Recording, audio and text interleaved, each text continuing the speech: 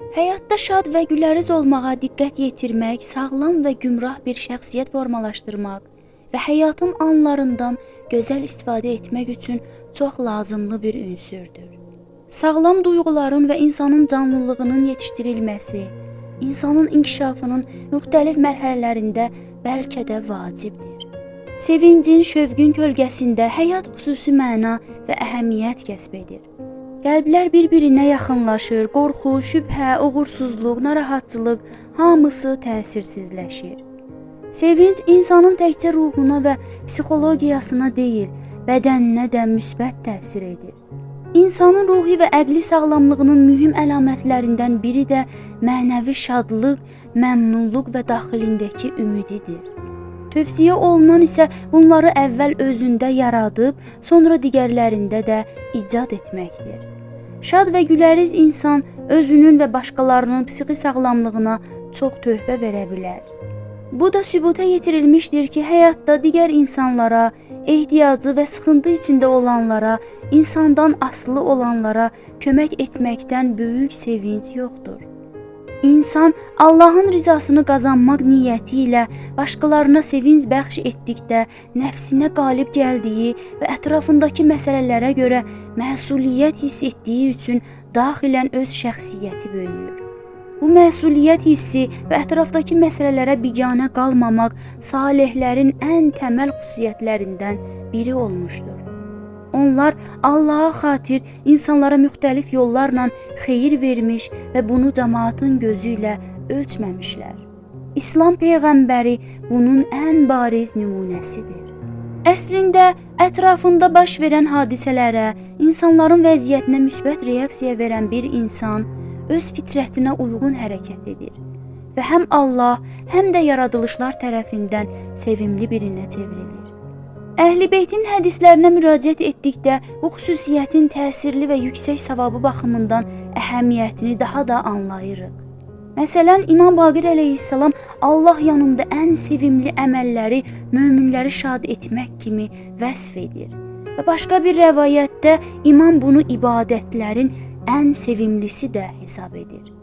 Əlbəttə, sözsüz ki, insan bəzən heç nə də edə bilməsə, hətta bir təbəssümlə, bir yad etməklə, bir salamlamaqla da başqalarının kədərini yüngülləşdirə, emosional ehtiyaclarını ödəyə bilər.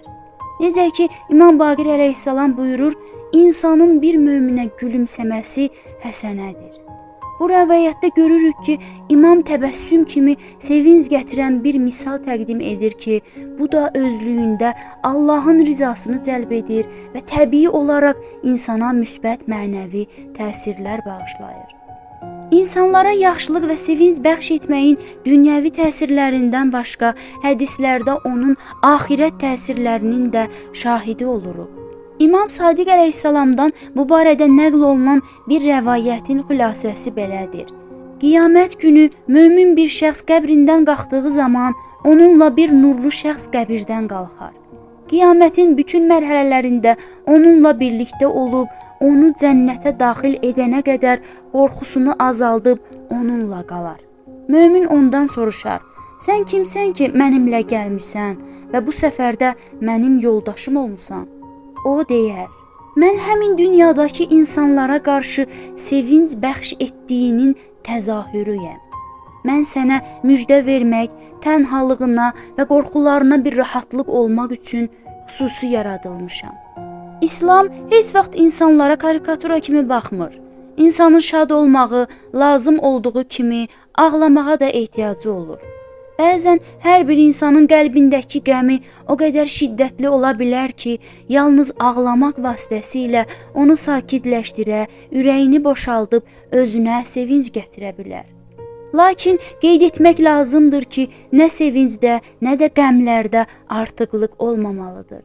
Namazda, şəxsi dualarda, Allahla söhbətdə və ya dini məclislərdə insanın qəmləri və gözündəki yaşı nə qədər çox olsa da, digər insanlara və yaxınlarına qarşı şad və güləriz görünməli və sevinc bəxş etməlidir. İmam Əli əleyhissalamın buyurduğudur. Möminin sevinci üzündə, kədəri isə qəlbindədir. İslam heç vaxt müsəlmanlara üz turşutmağı, hey qəmli və müsibətli görünməyi tövsiyə etmir. Amma şadlığı da istehza, qeybət, acıq vermək və ya böhtan və s. kimi vasitələrlə də düzgün saymır.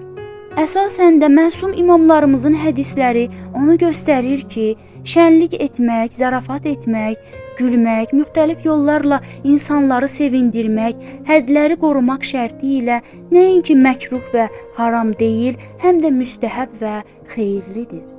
Tarixdə qeyd olunur ki, bəzi münafiqlər Əmir əl-Möminin Əli əleyhissalamı həmişə gülərüzlüyü və zarafatçılığı və insanlarla xoş rəftarına görə məzəmmət edilmişlər. Bu yaxında çox gözəl bir yazı oxudum. Deyir ki, gəlin İmam Əli əleyhissalama xatir bir pis xüsusiyyəti əgər bizdə varsa, onu özümüzdən uzaqlaşdıraq və bir yaxşı xüsusiyyəti özümüzdə artıraq.